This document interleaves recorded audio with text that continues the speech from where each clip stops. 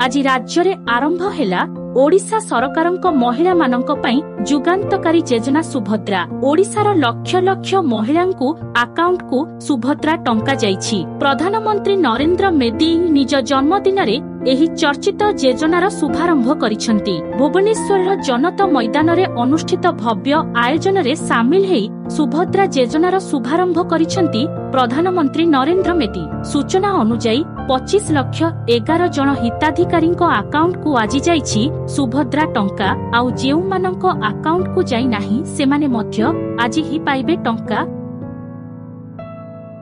तेबे बड़ कथा हेउछि जेउ मानक अकाउंट को सुभद्रा टंका जाई नाही सेमानक अकाउंट को धीरे धीरे जीव सुभद्रा टंका। आज नगले भी धीरे धीरे समस्तंक अकाउंट को जीव टंका। उपमुख्यमंत्री प्रभाती परिडा कहिसंती राज्यर समस्त जेव्य हिताधिकारी सुभद्रा टंका पाइबे। केही जणे भी सुभद्रा योजनारू वंचित हेबे नाही। जेउ माने आवेदन करिनाहांती सेमाने मध्य व्यस्त हेबा उचित नुहे। गाइडलाइन अनुसार समस्त जीव्य हिताधिकारी सुभद्रा टंका पाइबे बेली कहिसंती उपमुख्यमंत्री।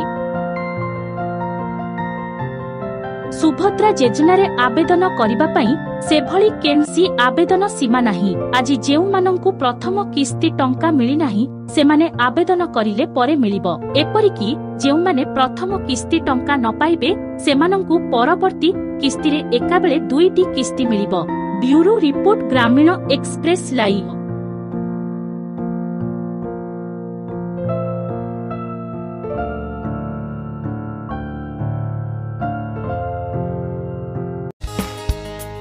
आमो चैनल को लाइक एवं शेयर करंतु। ग्रामीण एक्सप्रेस लाइव गाँव रे हेउ बा सहर रे सर्वदा आपणक साथी रे